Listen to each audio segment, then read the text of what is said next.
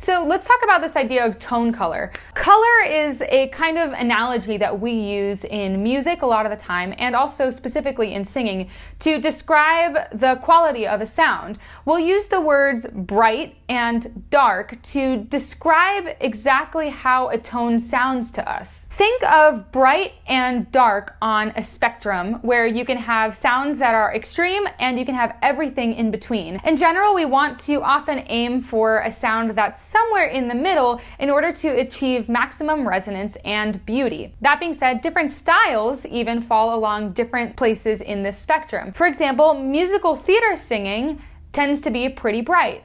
In contrast, more classical operatic singing tends to be a little bit darker. In addition to the amount of each register used, the brightness or darkness of a sound is another contributing factor to what makes contemporary versus classical styles sound different. I'll mention that even within a particular genre, like classical/opera or musical theater/pop, you can even have bright versus dark sounds. So you can get really particular along this spectrum, and you can have musical theater sounds that sound bright or dark within that style, and you can even have classical sounds that sound bright or dark within that style. So what does it mean to have a bright sound?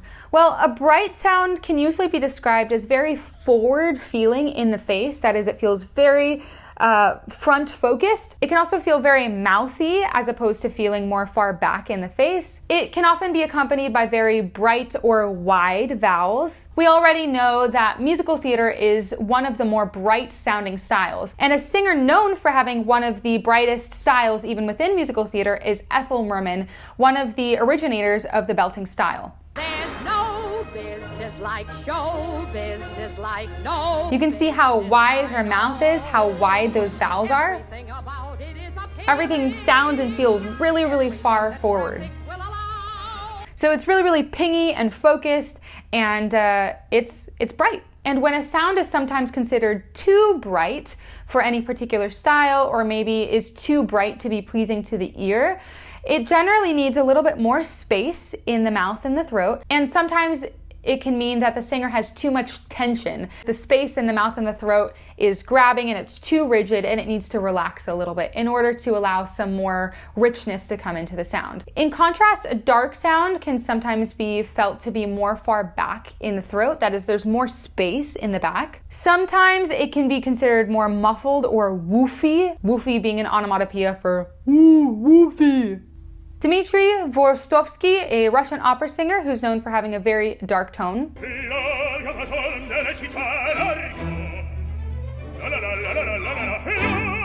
You can hear that there's a lot more space going on. You can see he's got a lot more vertical vowels. One thing he also does is he actually puckers his lips out a little bit. What this does is it actually makes the vocal tract a little bit longer. That is, there's more space between the mouth and the lips.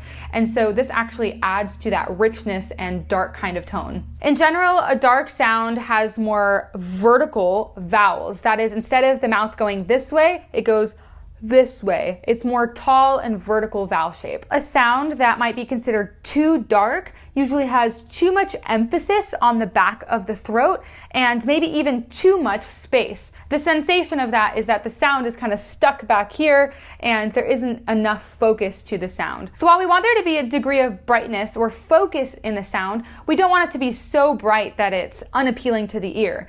And while we want there to be a degree of darkness or space in the sound, we don't want it to be so dark that it's kind of stuck back in the throat. In the classical world, there's an Italian term for this, chiaroscuro, that literally means light dark. This refers to the balance that we're looking for between the bright sound and the dark sound that achieves both focus and a resonant sound that cuts through the noise, but also a degree of beauty that's brought about by the richness of having more space in the sound. Now, there's kind of a third category that we need to address apart from bright or dark.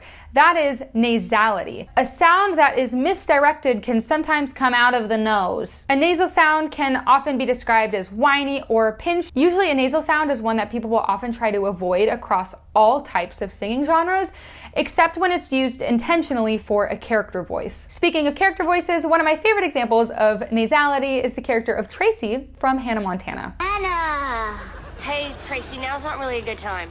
Tell me about it. My Pet Pet for Puppies charity event is in 4 hours, and I just found out Abigail Breslin and her partner are wearing a blue. So you can hear the sound is really coming out of her nose, right? Nasality is pretty easy to recognize when you hear it. One of the biggest ways to overcome nasality is really just to know that it's there. Oftentimes when people are informed or hear themselves with a nasal sound, they're able to redirect that focus to the mouth just simply with that awareness. Another way to overcome nasality is to sing or speak with your hand on your nose or even with your nose plugged, and see if you can direct the vibrations away from the nose and more downward into the mouth. In the next lesson, we're going to talk a little bit more practically about how to achieve resonance. We're going to talk about words like ring in the sound and singing in the mask. Till next time, I'll see you later.